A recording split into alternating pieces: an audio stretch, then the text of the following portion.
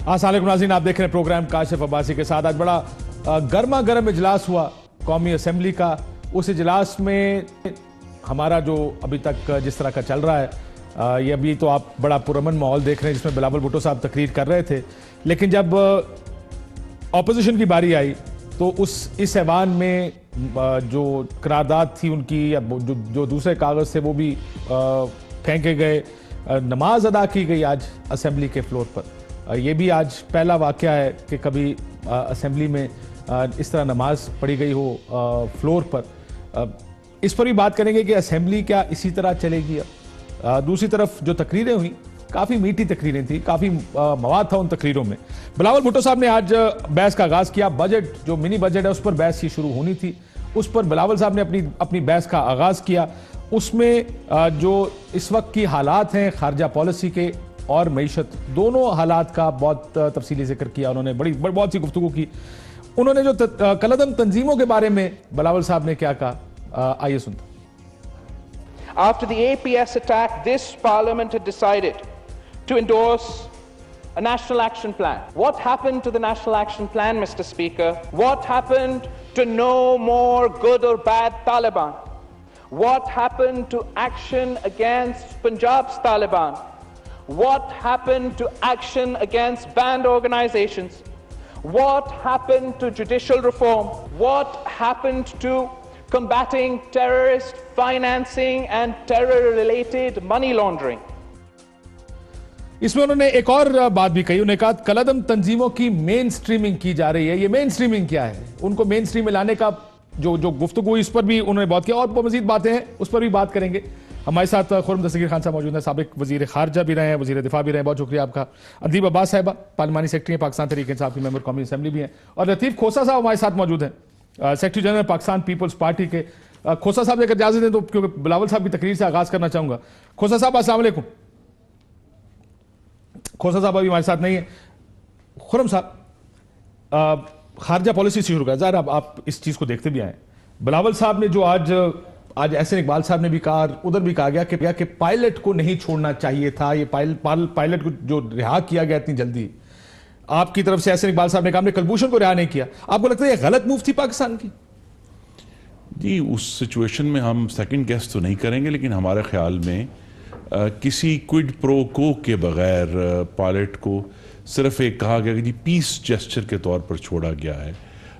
वो उजलत में ज़रूर था और प्री मेच्योर था। जब तक कोई हिंदुस्तान से वाज़े इंडिकेशन, कोई ऐसा बयान जो ये हमें बताता कि भाई डी एस्केलेशन हो रही है हिंदुस्तान की तरफ से, अब तक डी एस्केलेशन के बारे में हमें ज़रूर इशारे हैं कि अच्छा जी लाइन ऑफ कंट्रोल पे अब सब वो उनके साथ जो हो गया उसके बाद खुलेआम तो पीछे जा भी नहीं सकते जी। लेकिन बहरहाल उन्हें कुछ तो एक इंडिकेशन देनी चाहिए ना जी। आखिर दुनिया के, अगर डोनाल्ड ट्रंप जो हैं वो हैनोई में बैठ के ये बात कर सकते हैं, तो कुछ तो अभी तक हिंदुस्तान की तरफ से कोई जो है इंडिकेशन नहीं आई।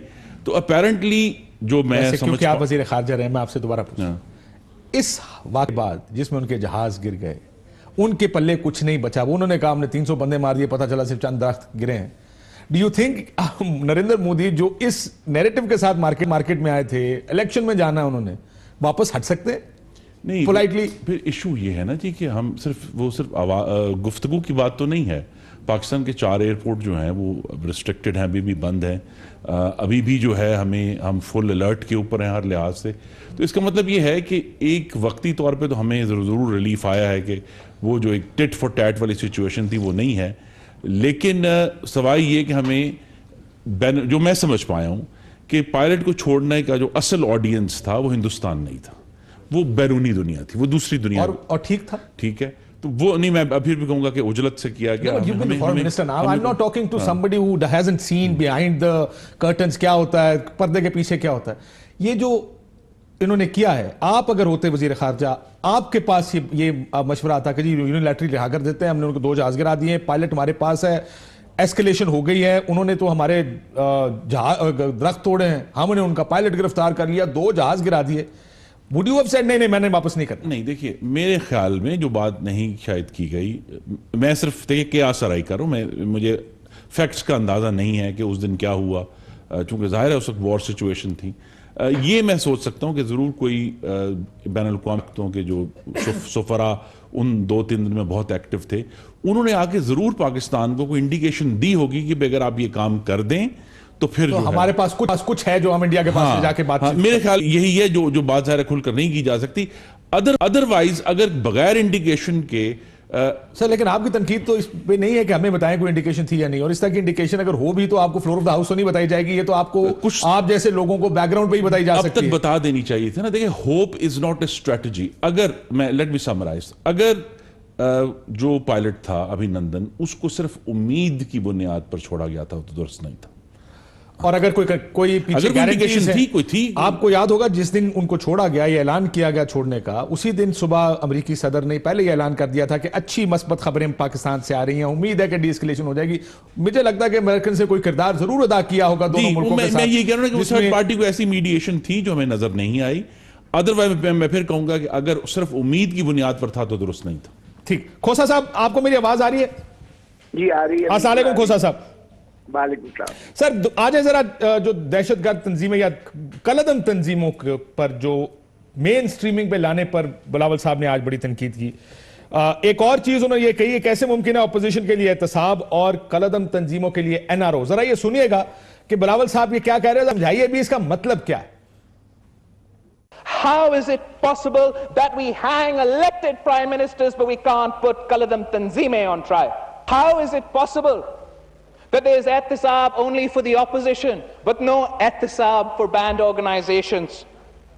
How can the prime minister claim to be combating corruption when banned organizations enjoy an NRO? How is it possible that they can be ये कंपैरिजन, ये मवाजना ही गलत नहीं है खोसा साहब? कलदम तंजीमों को सियासी लीडरशिप से कंपेयर करना, एनआरओ की बात करना। एनआरओ पॉलिटिकल एक टर्म है जो सियासी जमातों के लिए ज्यादा इस्तेमाल होती है। दूसरा, ये जो नमाज पढ़ी गई आज असेंबली में, इसके बारे में ज़ाहिर है you had this long experience, where is it going? क्या ये जो जिस किस्म का एहतजाज हो रहा है असेंबली में, पहले एहतजाज पे आ जाए, उसके बाद फिर मैं जरा इन इश्यूज के ऊपर भी आता हूं। खोसा साहब, एहतजाज से शुरू कर लें। देखिए, मेरा नहीं ख्याल कि हुकूमत की कोई भी नीयत लगती है कि वो जमहूरियत को चलाए या पार्लियामान को वो जो है किसी बामकसद उस तरीके से चलाने का उनका अज़्म ही नहीं लगता है। अगर गवर्नमेंट खुद जो है इस अंदाज से वो एक कन्फ्रंटेशन लेती है, एक हिजानी कैफियत कौम के ऊपर मुसल्लत करती है, और फिर आपने देखा होगा जो आपके फाइनेंस मिनिस्टर साहब ने जो बिलावल भुट्टो पर बाद में तकरीर पर तनकीद की, क्या वो आप समझते हैं कि इनका कोई अज़्म है कि ये जो है पार्लियामान को चलाने का ये इरादा रखते हैं? इस तरह से पार्लियामान चलाई जाती है। उन्होंने ये भी कहा खोसा साहब के बिलावल साहब को तो खुद को जरदारी कहने पर भी शर्मिंदगी होती होगी। जी मैंने सुना। देखिए, उनको ये बात उनको ज़ेब देती है ये कहते हुए भी। मुझे बताएं, ये कहाँ लिखा हुआ है? माँ के नाम से तो अगले आपको उठाया जाएगा, माँ के नाम से पुकारा जाएगा आपको। और आप अब ये भी अगर वो कह दें कि माँ भी इनकी भुट्टो नहीं थी तो फिर अल्लाह ही हाफिज है, फिर क्या इनका कहा जा सकता है? बाहर क्या ये अब उनको कहना ही नहीं चाहिए थी ये फाइनेंस मिनिस्टर। लेकिन उसके बाद आप देखिए क्या कहा कि ये विदेशी आकाओं को खुश करने के लिए ये बात कर रहे हैं, यानी ये इनको जेब देती थी। मुझे बताएं, क्या इस एटीट्यूड के साथ, इस रवैये के साथ, इन तबसरों के साथ आप समझते हैं कि आप ऑपोजिशन को साथ लेकर चलेंगे? फिर जाहिर है कि ऑपोजिशन निभाना ही पड़ेगी। और उन मुल्कों की बात की सर जिनमें ये भी कहा कि उन मुल्कों में बिलावल साहब की दौलत उन्हीं मुल्कों में रखी है। जी ये भी कहा उन्होंने। आप बताइएगा कि अभी बिलावल को उसने कहा मासूम है, चीफ जस्टिस ने कहा मासूम है, अपनी माँ का मिशन पूरा करने के लिए आया है, इस कोई इल्जाम नहीं है। और फिर कहते हैं पैसे रखे भाई बिलावल साहब। चीफ साहब की सारी बातें मानते हैं या एक यही बात मानते हैं? या तो चीफ साहब की सारी बातें मान ले। फिर देखिए, जो बिलावल ने कलदम तंजीमों की बात की, उसने अपनी माँ का ट्रायल जो है खुद सुप्रीम कोर्ट में सुना, मेरे साथ जाके उसने हियरिंग सुनी सारी। और आप कहते हैं कि वो कलदम तंजीमों पर ना बरसे, और क्यों ना बरसे? और अगर आपने जो पहले सारी कंबाइंड ऑपोजिशन ने एक आज़म किया था जब आर्मी पब्लिक स्कूल पर हुआ था, तो वो उसी की तरफ कह रहे थे कि उस पर क्या अमलदारी हुई, क्या हुआ उसका? आपने कलअदम तंजीमों को तो आप मेन स्ट्रीम लाइन, यानी आपने इलेक्शन लड़ने दिया खादिम हुसैन रिजवी को और उनको जो है खुली छूट दे दिया। मिली मुस्लिम लीग भी शामिल है उसमें, जिसको इलेक्शन लड़ने दिया गया था। जी हाँ, बिल्कुल यही मैं कह रहा हूँ कि वो ठीक, तो बिलावल ने कौन सी गलत बात इसके ऊपर खोसा साहब, शाह महमूद कुरैशी साहब ने नेशनल एक्शन प्लान पर अमल दरामद का, ये I think that's a question that is most relevant के लिए भी, लेकिन सिंध में भी पीपल्स पार्टी की हुकूमत रही है। शाह साहब ने इसका जवाब क्या दिया था, पहले ये सुन लेते। Parliamentary leader of Pakistan People's Party mentioned in his statement the National Action Plan. He has questioned the lack of implementation. We have been in office for only 6 months. His allies, the party that they are hand in glove with today, was in office for 4.5 years after that plan. That question should have been put to the new allies. Why was the National Action Plan not implemented? The question is... ये सवाल दोनों के लिए है। मैं आपसे भी एक सवाल पूछना चाहूंगा। पहले खोसा साहब, ये सवाल मुस्लिम लीग नून के लिए ज्यादा बनता है या पीटीआई के लिए बनता है कि इनको मेन स्ट्रीमिंग क्यों की जा रही? देखिए, बिल्कुल मुस्लिम लीग नून के भी हमने भी इस चीज का जो है हमने ये मिन्स नहीं किए थे वर्ड के, मुस्लिम लीग नून भी उस पर पूरी तरह अमल दरामद नहीं कर रही है जो करना चाहिए था उनको। लेकिन क्या कितनी देर तक पीटीआई जो है अपना पिछले रोने रोती रहेगी? अरे भाई, 6 महीने से ज्यादा हो गए, आपने क्या किया है आज तक? मुझे इसलिए जो इस वक्त की हुकूमत वक्त है उसी से इस्तफसार किया जाता है, उसी को मूरद इल्जाम ठहराया जाता है। मैं ये नहीं कह रहा हूँ कि पहली हुकूमत ने जो है वो उस पर अमल दरामद किया है, लेकिन सवाल ये है कि अब आपने क्या किया है? और आप जिस अंदाज से अपीजमेंट की पॉलिसी कर रहे हो, आप तो जो है तालिबान, एक जमाने में आपको तालिबान खान कहते थे, आप तो उस हद तक जो है तालिबान को अब भी आप फख्र से कहते हैं कि मैं कहता था ना अमेरिका जो है तालिबान के साथ डायलॉग करे, अब अमेरिका तालिबान के साथ डायलॉग करने पर मजबूर है, ये मेरी देखे मशावरत चल रही है। तो मोहतरम इमरान खान साहब, वो तो फैक्ट भी है ना। If he was to say that is exactly what is going on. मसला ये कि जरा मैं खुरम साहब से ये सवाल पूछूं, उसके बाद आप इसका जवाब दीजिए। खुरम साहब, ये दो जमातें जिनकी मेन स्ट्रीमिंग की बात हो रही है, खुसूसी तौर पर तहरीक लब्बैक पाकिस्तान और मिली मुस्लिम लीग बनी, आपके दौर में बनी, आपके दौर में रजिस्टर हुई, आपके दौर में इलेक्शन कमीशन पाकिस्तान था, क्या उस वक्त ये बहस हुई? कि मेरी खबर ये है, आई डोंट नो आप उस नेशनल सिक्योरिटी कमेटी में मौजूद थे या नहीं, जिसमें फिर मेरी खबर है कि ख्वाजा आसिफ साहब ने ये कहा कि किस तरह इलेक्शन लड़ सकते हैं। उन्होंने कहा जी आपके पास अगर कोई बेहतर रास्ता तो आप बता दें। ये बात आप मौजूद थे उस जी? मैं उसमें मौजूद था, बिल्कुल। अब वो चूंकि कॉन्फिडेंशियल है, मैं उसके ऊपर नहीं जानता, मैं सिर्फ ये बात करूंगा कि क्या बहस हुई? मुतासरीन डॉन लीग से नहीं पूछना चाहिए कि नेशनल एक्शन प्लान पे अमल क्यों नहीं हुआ। वो क्या था, वो क्या चीज थी जिसको आज हम डॉन, आज वही बात हो रही है जो उस वक्त लफ्ज ब लफ्ज वही बात हो रही है। वो लफ्ज उस वक्त की जब सिविलियन क़यादत ने बोले तो उनको गद्दार कहा गया। उन्होंने कहा कि जी वो इदारों पर हमला आवर हैं। आखिर कोई सिविलियन गवर्नमेंट एफर्ट कर रही थी तो ये स्कैंडल जिसको कहते हैं, जो स्कैंडल नहीं था scandal. I agree with you, I would never consider there was nothing there. आखिर एक सिविलियन गवर्नमेंट ने एफर्ट की। उसमें सर एक प्रॉब्लम है, मैंने कल इसके ऊपर क्योंकि बड़ी तफसीली बात की, मैं रात को किसी ने बहस होती है बाद में, तो किसी ने कहा कि सर मसला ये नहीं है कि वो बहस हुई है, मसला ये है कि ये नेशनल सिक्योरिटी कमेटी की मीटिंग, उसके की खबर अगले दिन अखबार में कैसे लग गई, असल चीज लीक्स पर है। असल चीज इस बात पे नहीं है कि आपका मौका गलत था उस वक्त। नहीं, उसका एक जाविया बनाया गया ना। आखिर क्यों फिर जो है वो, आखिर उसमें कौन सी ऐसी काबिल एतराज बात थी? अगर नेशनल एक्शन प्लान पे अमल दरामद ही है ना कि पाकिस्तान में जो है सिर्फ रियासत के पास हथियार होगा, वो लोग जो यूनिफॉर्म पहनते हैं उनके पास हथियार हो और किसी के पास हथियार नहीं होगा। आखिर वो जो एफर्ट थी वो गवर्नमेंट्स ने की। हमने काउंटर टेररिज्म डिपार्टमेंट्स बनाए, हजारों पुलिस वालों को ट्रेन किया, हमने जो है हेट स्पीच के ऊपर 20,000 से ज्यादा प्रोसिक्यूशंस की, लोगों को जेलों में डाला।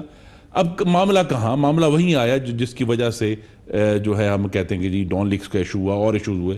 तो एक्सटेंशन का भी रोला था उस टाइम, आप भी जानते हैं। देखिए ना, नहीं, दूसरा एक इशू ये था कि नेशनल एक्शन प्लान ये कहता था कि आप सिविलियन और अस्करी इंटेलिजेंस को कोऑर्डिनेट करेंगे। एक इंटेलिजेंस कोऑर्डिनेशन सेंटर होगा जो कि पूरी नेक्टा में होना था। वो तो ये बहुत कुछ होना था जो आपके एंड पे करना चाहिए था। वो नहीं हो सका। इसी तनाव की नजर हो गया ना।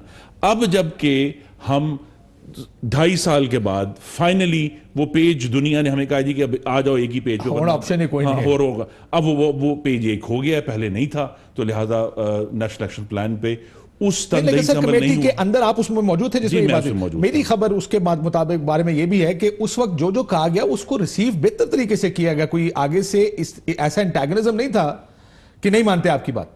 इज दैट करेक्ट और नॉट? हाँ या ना में जवाब दे। मैं सिर्फ ये कहूंगा कि देखिए, जब तक मुस्लिम लीग नून की गवर्नमेंट थी, मामला इलेक्शन कमीशन में फंसा रहा, हमने उसको रजिस्ट किया, वजारत दाखिला ने उसके खिलाफ लिखा था अगर आपको याद हो तो, लेकिन जब खत्म हुई तो उनको फौरन फिर इजाजत मिल गई और मामला जो है वो मेन, देखिए ना, इस पे अब ये कयास की बात नहीं है, मेन स्ट्रीमिंग हो गई।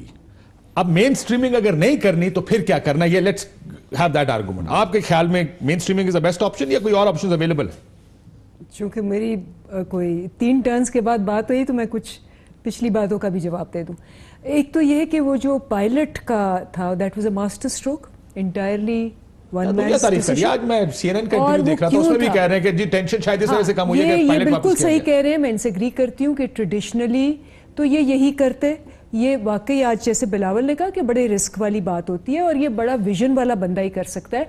और इस वक्त इंडिया स्टम्प टेस्ट पे, कोई जवाब ही नहीं है उनको, सारा नैरेटिव जो बदला है वो इसी वजह से बदला है। लेकिन ये बिल्कुल ठीक कह रहे हैं, अगर ये दोनों होते तो ये कभी ऐसा रिस्क ना लेते, बिकॉज इनकी और अगर ये करते तो आपने कहना था गद्दारी कर दी है। देखिए ये भी दूसरी साइड है ना आर्गुमेंट की, आर्गुमेंट की एक साइड ना पकड़े, दूसरी साइड भी पकड़े। काशिफ, दो चीजें, ये जो आज भी तकरीर कर रहे थे और ये कह रहे थे कि जी हमने जब किया तो हमें ये कहा, इतराज लोगों को क्या हुआ? इतराज लोगों को ये हुआ कि आप गए हैं इनॉग्रेशन पे, आप सज्जन जिंदल के साथ बिजनेस डिस्कस करना शुरू कर देते हैं।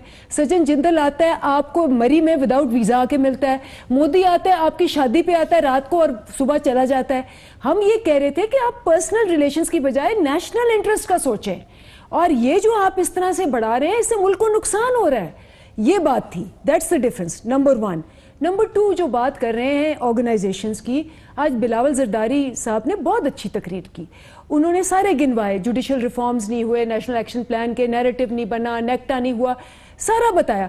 एंड एक्सीलेंटली जो चीज़ें उन्होंने बताई वो ऑब्वियसली वो अपने मुतालिक और इनके मुतालिक ही बता रहे थे ना, बिकॉज वो तो नेशनल एक्शन प्लान था जो 5 साल में या 6 साल में या 4 साल में होना था, तो वो नहीं हुआ। इट वॉज अ कन्फेशन, एतराफ़ था कि हम कुछ नहीं कर सके। चले खलाई मखलूक या जो भी ये नाम लेते हैं, वैसे उस खलाई मखलूक ने खला में जाके वो उनका इंडिया को नीचे कर ही दिया है। तो चले, मैं ये जो भी इल्ज़ाम लगाते रहे उन पे और अभी भी लगा रहे हैं, कोई बात नहीं। दूसरी चीज़ जो लास्ट में बात करना चाहती हूँ इस पर, जो है तंजीमें, टीएलपी का नहीं है उसको काबू कर सके, किसने अरेस्ट करवाया?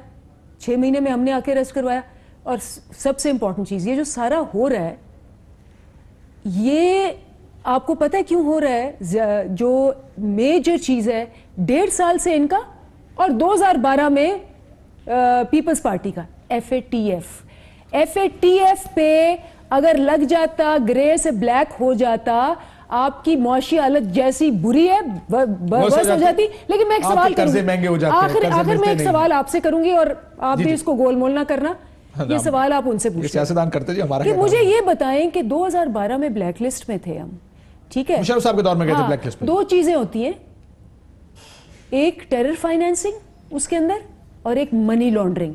मुझे बताएं कि इन्होंने 5 साल, पीपल्स पार्टी ने मनी लॉन्ड्रिंग क्यों नहीं कंट्रोल की और इन्होंने 5 साल क्यों नहीं कंट्रोल की, और अब हम क्यों कंट्रोल कर रहे हैं? क्या वजह थी कि money laundering was a Holi cow?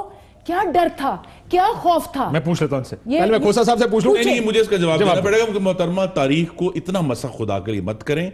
हमें पाकिस्तान ब्लैक मिला था FATF में, मुशर्रफ साहब हमने ब्लैक हुआ था, हमने उसको पहले ग्रे किया और फिर व्हाइट किया।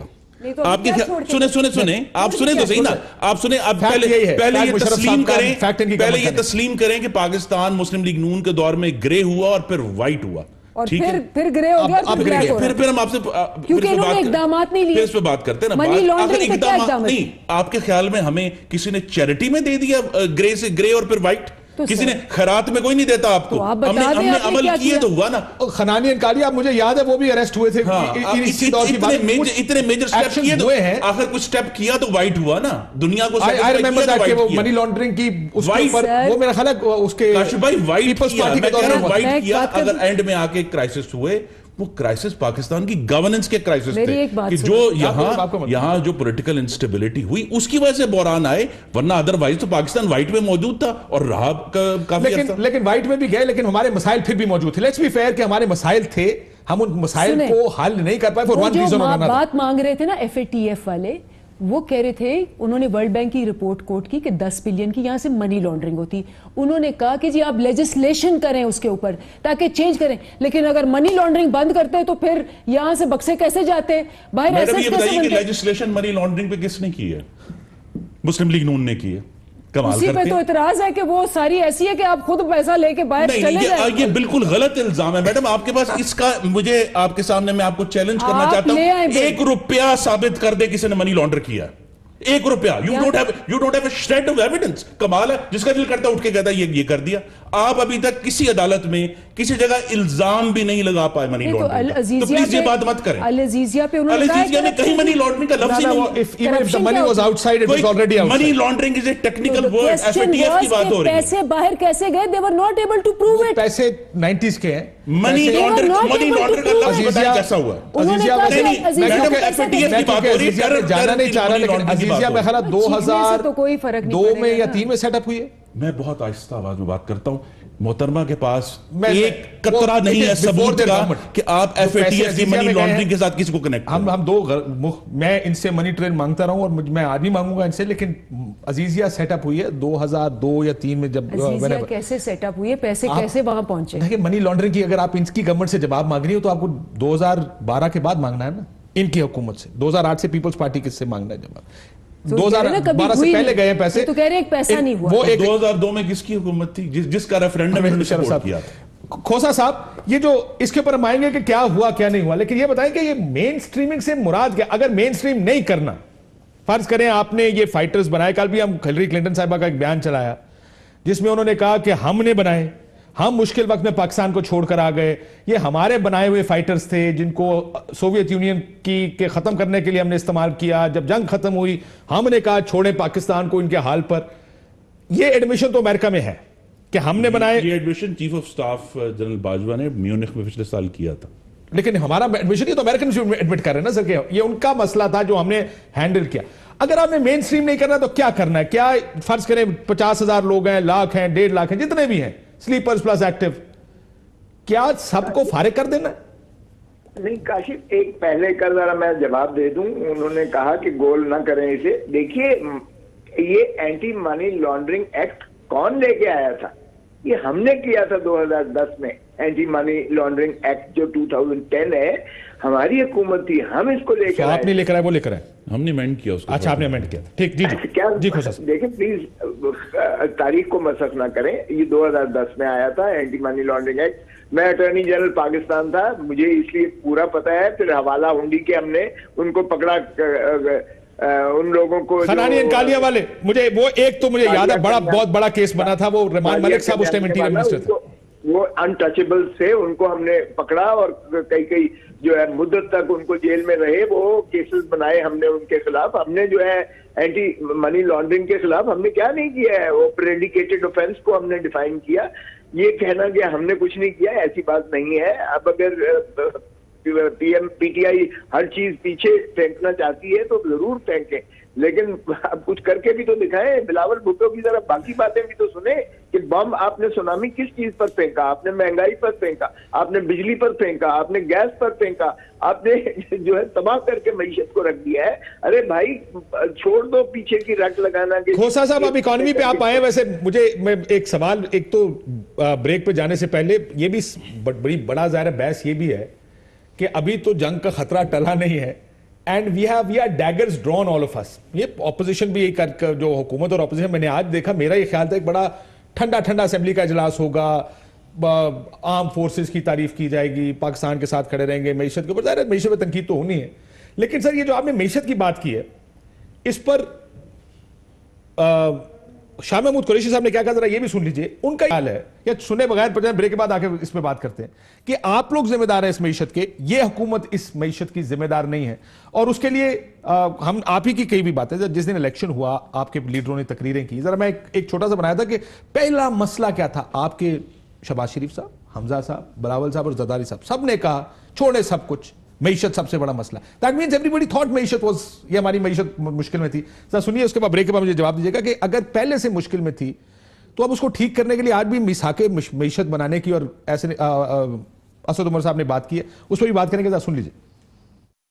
मैं समझता हूं कि अब वक्त आ गया है कि हम बैठें, ये ऊंचा नीचे दिखाने की बात छोड़ दें, सब बैठ के एक 15 साल का, एक 25 साल का एक हल बनाएं जिसके अंदर हम पाकिस्तान को इस इशू से निकाल सकें। आइए, let us sign, let us discuss, negotiate, sign what we call मिसाके मईशत इकोनॉमी की एग्रीमेंट, कि इसमें सियासत नहीं करेंगे, इसमें हम मिलकर रूखी सूखी खाएंगे, पाकिस्तान को अजीम बनाएंगे, ये कशकोल एक दिन तोड़ेंगे। Economy is in a dire straits, Mr. Speaker.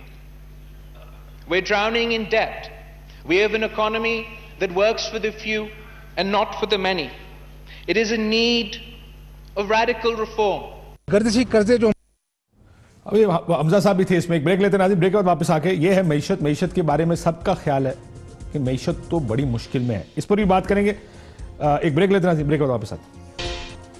Welcome back नाज़रीन। इससे पहले कि मैं ये जो बहस सियासत शुरू हो गई है, खतरा भी टला नहीं है। आप इंडियन मीडिया उठा के देखें, इंडियन मीडिया में इस वक्त आवाजें तमाम तर उस ऑपरेशन और पाकिस्तान के बारे में। हमने ऑलरेडी अपनी तलवारें, सियासी तलवारें निकाली है। यू थिंक इट्स ओके, टल गया खतरा, फर्क नहीं पड़ता? देखिए, इस जहाँ तक तो हिंदुस्तान की जारहियत का ताल्लुक है, उसमें आज फिर बिलावल साहब ने भी ऑफर की कि हम हुकूमत के साथ खड़े हैं, हम खड़े रहेंगे इंशाल्लाह, हम भी खड़े हैं। पॉलिटिक्स असाइड, फॉरेन पॉलिसी, लेकिन देखिए ना, जहाँ अगर या तो फिर गवर्नमेंट जो है वो ऐसे मौके पे बजट अपना पास करवाए, जब वो इकोनॉमिक पॉलिसी की बात आएगी तो कॉन्फ्लिक्ट होगा, और वो बड़ा वैलिड है। जो मुशीयत की सूरत हाल है बहुत तशवीशनाक है। की सूरत हाल वैसे आपने खराब किया या इन्होंने खराब की? जी, मैं अब इसके ऊपर, ये एक बहुत ही दिलचस्प और दुरुस्त बहस है। हमने इनको पाकिस्तान की गालिबन तारीख की सबसे बेहतरीन मुईशत किसी गवर्नमेंट ने आउट गोइंग इनको दी। इनके पास सिर्फ एक बुरान था, जो हमारे भी सामने भी था। इनके पास बुरान था करंट अकाउंट डेफिसिट का, कि पाकिस्तान की इंपोर्ट्स जो हैं वो पाकिस्तान की एक्सपोर्ट से बहुत ज़्यादा बढ़ गई थी। 2 से ढाई अरब महीने का करंट अकाउंट, ठीक है, अरब डॉलर करंट अकाउंट डेफिसिट था, इसमें कोई शक नहीं है। लेकिन उसके दूसरी तरफ हम बहुत सारे पॉजिटिव्स छोड़ कर गए। पर सबसे बड़ी बात जो है आज, जिसे हम सबको सर बसजूद हो जाना चाहिए, कि पाकिस्तान में बिजली आ गई है। 12,000 मेगावाट हम प्रोड्यूस करके चले गए, जिसकी वजह से एक ऐसा चीज जिसने क्रिपल किया हुआ था इकोनॉमी को, वो आ गई। ठीक है, बढ़िया, लेकिन बड़ी लंबी बहस है। दूसरी में देखिए ना, 5.8% ग्रोथ रेट हम देके गए, हम इनको 4% से कम की इन्फ्लेशन देके गए, महंगाई जो अब डबल हो गई, 8.2% पिछले महीने आई है। हम इनको एग्रीकल्चर सेक्टर की 3.8% ग्रोथ देके गए, हम इन्हें लार्ज स्केल मैन्युफैक्चरिंग 5.8% ग्रोथ देके गए। मैं ये नहीं कह रहा कि करंट अकाउंट डेफिसिट का बुरान नहीं था, बुरान था, लेकिन इन्होंने अपनी गुफ्तगू से और बुग़्ज़े नवाज में इतना ज्यादा उसको प्ले आउट किया, जिसका आज ऐसा जो सेंटिमेंट की जिसकी बात नहीं। देखिए, अगर आप दुनिया के 6 मुल्कों में जाके कहेंगे कि पाकिस्तान करप्ट है, it is paralyse with corruption, Pakistan में मनी लॉन्ड्रिंग नहीं है, बॉस, उनको पता है। आप पाकिस्तान को सेल करने जा रहे हैं ना, सेल्समैन तो नहीं बताता कि जी ये कप असल में यहां से टूटा हुआ है, वो ये कहता है कि ये सबसे दुनिया का बेहतरीन कप है और आप ये कप खरीदेंगे तो 2 हो जाएंगे। तो बात यह कि आपने पाकिस्तान के पॉजिटिव सेल करना है। आपने पॉजिटिव क्या सेल करना है? आपने ये सेल करना था कि पाकिस्तान ने किसी भी हुकूमत के तहत हो, पाकिस्तान ने अपने टेररिज्म क्राइसिस पे काबू पाया। आपने ये सेल करना था कि पाकिस्तान ने अपने एनर्जी क्राइसिस के ऊपर काबू पाया। पाकिस्तान ने market to come to, yes absolutely. हाँ, इन्होंने इस वो करंट अकाउंट का इतना डंडोरा पीटा कि करंट अकाउंट, काश भाई ये बड़ी सीरियस मामला है, करंट अकाउंट हल करते करते ये पाकिस्तान को प्राइमरी डेफिसिट में ले गए हैं, जो इकोनॉमी की खतरनाक तरीन सूरत हाल है कि कर्जों का सूद देने के लिए भी कर्जे लेने पड़े। तो आपने नहीं लिए? नहीं, हमने नहीं लिए। हमने कभी नहीं ली प्राइमरी डेफिसिट। सर PMLN के दौर में मुझे मिफ्ता साहब याद है, मिफ्ता साहब ने कहा था एनएफसी के तहत सूबों को पैसे देने के बाद हमारे पास पैसे नहीं बचते, हमें तो आईएमएफ के पास जाना ही जाना है। इस दफा भी जाना है। मैंने आपसे एक बड़ी टेक्निकल बात, अच्छा ये मेरी मैं समझ गया, आप ये कह रहे हैं कि जो कर्जों की सूद डेट सर्विसिंग है, जो डेट सर्विसिंग नहीं सिर्फ इंटरेस्ट देने, इतने कर्जे बड़े क्यों हमारे? मैं आपको बता देता हूं क्यों बड़े। पाकिस्तान ने दी 12,000 मेगावाट हमने बिजली बनाई, जो सड़कें बिजली वगैरह वगैरह जो डेवलपमेंट प्रोजेक्ट्स हो उसके से मैं मुझे गिनाने दे दीजिए, ये बड़ा अहम है। आज मईशत का दिन नहीं। Allow me once 12,000 megawatt, Tarbela 4, Neelum Jhelum, Lowari tunnel, Khichi canal, 1700 kilometre motorway, 1000 kilometre Balochistan की सड़कें, K3 K4 न्यूक्लियर प्लांट्स बन रहे कराची में, ये ना भूलें उनको। सीपेक थर कोल का पहला कामयाब मंसूबा, और ये भूल जाते हैं ज़रबे अज़ब मुफ्त लड़ी गई थी, 300 अरब रुपया लगा। तो अगर अपने फिर रद्दुल फसाद हुआ, डिफेंस बजट हम कर्जे वापस कैसे करेंगे? सुने, हम डिफेंस बजट 18% ग्रो करके गए थे, पिछले साल 18% ग्रो किया, 930 अरब से 1100 अरब पे डिफेंस बजट लेके गए। वापस करने का कोई प्लान था हमारा, या हमारा ख्याल था कर्जे लेके बना दे, रोड मोटरवेज देखी जाएगी बाद में? अगर पाकिस्तान जो इनसे मैनेज नहीं हो सका, अगर पाकिस्तान 5.8 की ट्रैजेक्टरी पर रहता, 6 पे जाता, 6.5 पे जाता, तो सब आप ये कह रहे कि आप आते डॉलर महंगा नहीं होना था? नहीं, डॉलर में माइनर एडजस्टमेंट हो चुकी थी हमारे आने से। आपने गैस बिजली महंगी नहीं करनी थी? बहुत मिनिमल। हमने आईएमएफ आपके पास आती है और कहती है ये सब करें वरना आपको आईएमएफ कर्जा नहीं देगी, क्या करते आप? क्या कहते हैं आईएमएफ से कर्जा नहीं लेंगे, फिर क्या करते? ये याद रखें कि मुस्लिम लीग नून ने 3 साल पाकिस्तान की तारीख का पहला आईएमएफ प्रोग्राम मुकम्मल किया, कंप्लीट किया सक्सेसफुली। आज तक पाकिस्तान की, क्योंकि सर आपने डॉलर जो आपने एडजस्टमेंट की बात की, आपने एज मिनिस्टर फाइनेंस को लिख कर भेजा कि डॉलर के मुकाबले में रुपए को डिवैल्यू किया। मैं इसलिए था एज मिनिस्टर आपने, और मैं अपनी बात पर कायम हूं। 2015 में पूरी दुनिया में कसाद, कराची तो चाइना ने किया, इंडिया ने डिवैल्यू किया, टर्की ने किया, और आपका ख्याल था कि हम कंपीट ही नहीं कर पा रहे इंटरनेशनली। अगर आप डिवैल्यू नहीं करेंगे तो देखिए उस वक्त डिवैल्यू करेंगे तो महंगाई तो आएगी। डिवैल्यू करना चाहिए था, पर इस तरह नहीं कि वज़ीर आज़म को पता ही नहीं, और 15 आप 1 घंटे से इनकी पूरी तकरीर सुन बैठे और मुझे आप टाइम नहीं देंगे। बताएं। सबसे पहली बात तो ये है कि फैक्ट्स जो हैं तो ये तो इनके फैक्ट्स हैं, आप कंपेयर किससे करें? पहले 6 महीने अपने फैक्ट के एक लफ्ज पे खड़ा हूं। फैक्ट तो है ना, आप काउंटर फैक्ट दे सकते हैं। फैक्ट का चैलेंज हमेशा काउंटर फैक्ट से होता है। चले आप बताएं। But please let me speak ना। आप बोले वो खाली ये कह रहे हैं वो फैक्ट्स पे खड़े हैं। आगे अच्छा, कंपेयर आपने क्या करना है? कंपेयर करना है फर्स्ट 6 मंथ्स जब आप क्रिकेट मैच खेलते हैं तो पहले 5 ओवरों को 5 ओवरों से कंपेयर करते हैं ना। पहले 6 महीने इनके, पहले 6 महीने हमारे, पहले 6 महीने पीपल्स पार्टी के। 11% आप कहेंगे इन्फ्लेशन उनकी थी, 4.4% इनकी है, 0.4% आपकी है, यानी 0.4% आपकी। ये इनका फिगर है सर, ये इसको मुझे आप बाद में बताइएगा। You not letting me speak ना, आपने उनको इंटरफेयर नहीं किया। पहली बात तो ये बहुत इंटरफेयर किया जी, क्या बात करें? आप हंस रही थी जब मैं इंटरफेयर कर रहा था, अब आपको बुरा लग रहा है। चलेंगे एक आपने सवाल किया इनसे, इन्होंने बिजली का कहा 1300 बिलियन रुपीस का सर्कुलर डेट छोड़ के गए, कौन देगा? कहां से आएंगे पैसे? नंबर 1 5.8% ग्रोथ, जो कि अभी पता चल गया कि 5.2% है, वो आपने देख ही लिया कि वो भी एक इन्फ्लेटेड फिगर था, और 6.4% फिस्कल डेफिसिट है। ये ग्रोथ है कि ये नेगेटिव में है? मतलब आप सिंपल मैथ्स देखें, 5.2% ग्रोथ रेट, चले 5.8% भी कर लें, 6.4% डेफिसिट है। 1000 रुपए आप कमाते हैं, 30,000 रुपया कर्जा है आप पे। 1000 रुपया आपकी कमाई है, 30,000 रुपया कर्जा है, तो आपने क्या करना है? ये इकोनॉमी हमें मिली है, तो मैं भी आप भी इधर से बोरो करें, आप मोटरवे भी गिरवी पे रख दें, आप एयरपोर्ट पे गिरवी पे रख दें। International phenomena by the way, ये हो सकता है आपकी हुकूमत भी करे। इंडिया में ये हो रहा है कि उनकी हाईवेज इसीलिए इंटरनेशनली उसको दे रहे हैं। मैं तो पूछ रही हूँ, आप फिनोमेना को क्रिटिसाइज करने से पहले सोच लिया करें। आई हैव नॉट मैं एक सिर्फ आपको ये कह रहा हूं कि मुझे ये पता है कि ये शायद कहीं ना कहीं कंसीडर हो रहा है आपकी हुकूमत में भी। बराए मेहरबानी पॉइंट स्कोरिंग से पहले ये सोचिएगा, आपने जब किया तो बड़ी रौला पड़ना। इनकी बात कर रही हूं ना, जो ये कह रहे हैं, मैं तो सिर्फ ये कह रही हूं कि इनको तीसरी दफा टाइम मिला, 7 दफा पंजाब में मिला, एवरी टाइम 6,000 बिलियन से लेके 24,000 बिलियन का कर्जा छोड़ के गए।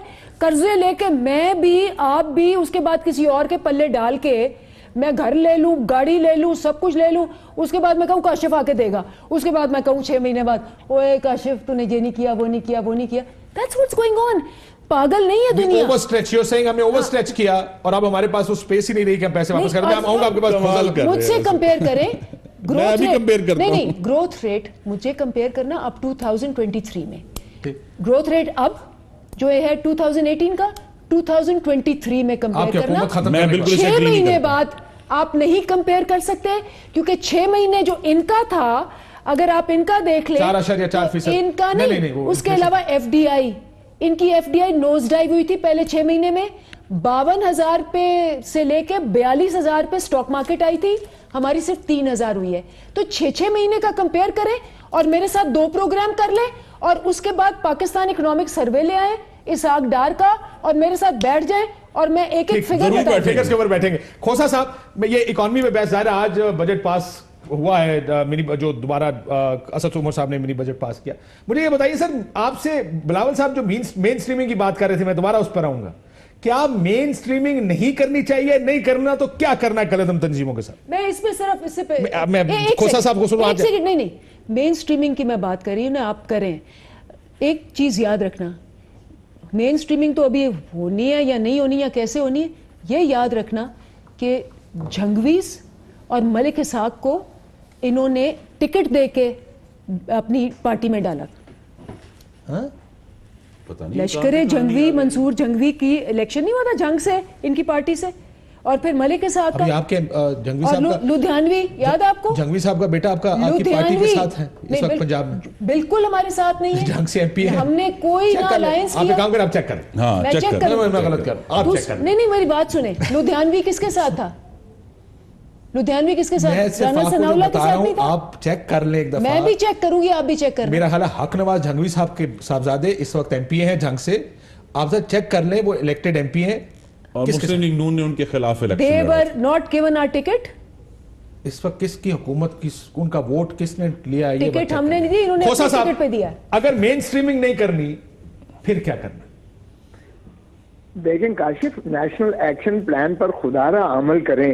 नेशनल एक्शन प्लान पर आप अमल करेंगे तो बहुत ज्यादा प्रूनिंग होगी।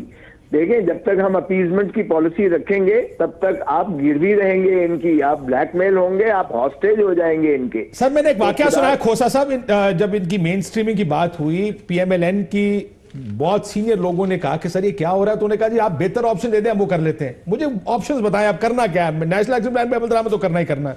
अब वो लोग जो जिनको हथियार हमने हमारी स्टेट ने पकड़ाए थे, उनको मारना चाहिए या आप मुझे वो रास्ता बताएंगे जी, बस इनके साथ बात नहीं होगी, जो 2 नंबर है उसको फारिग कर दें।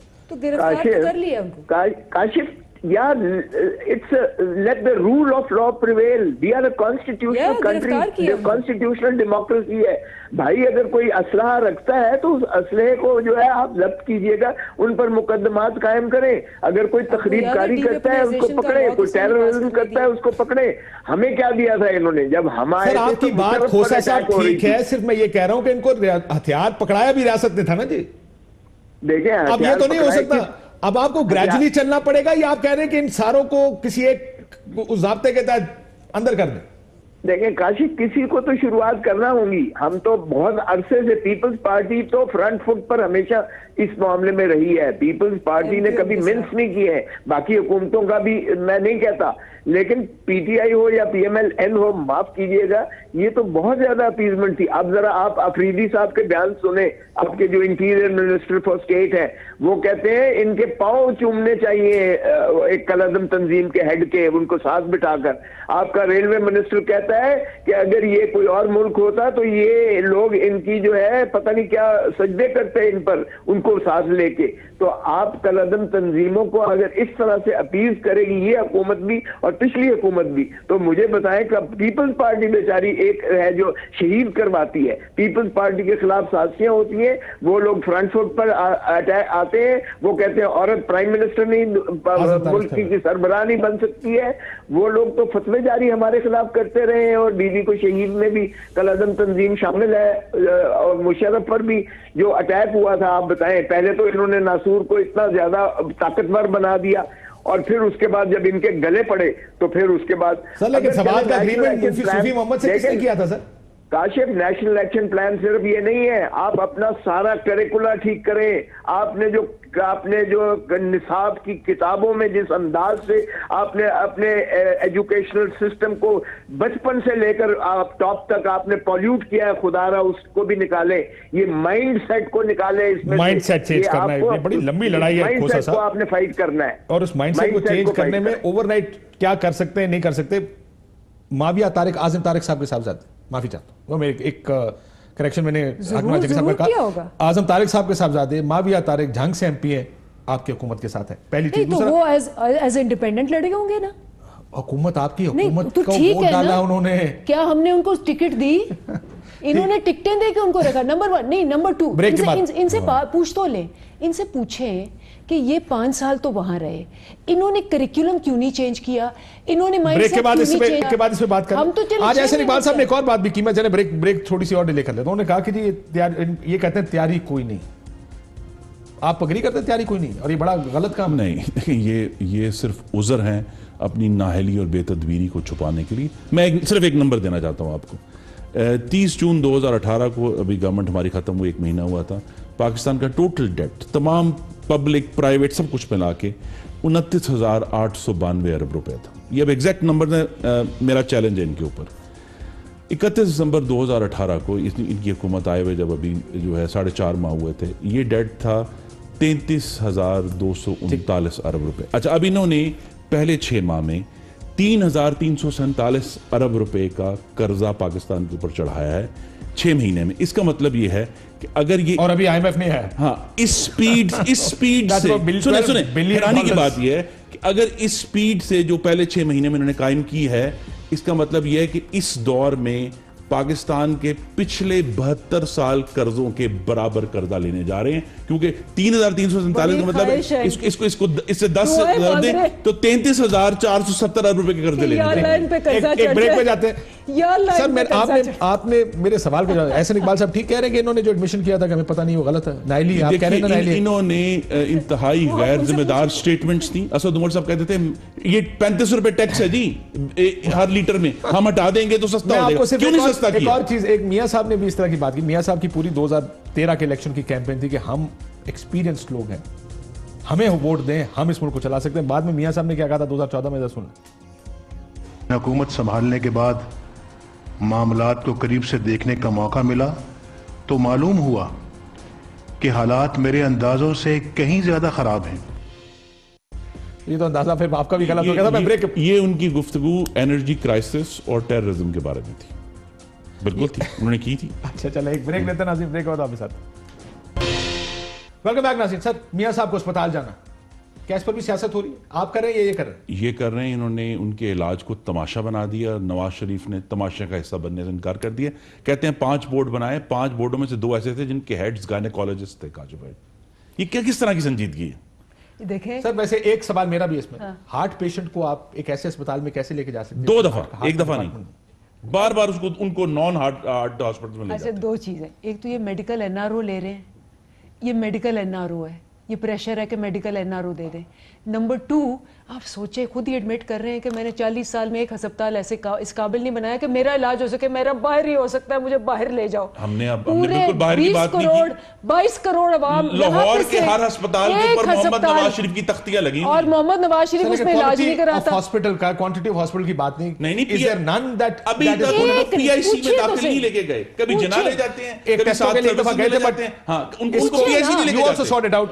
कल का प्रोग्राम हम इस चीज पे करेंगे। नाज़रीन, गुफ्तगू आपने सुनी, इजाजत दीजिए, अल्लाह हाफ़िज़।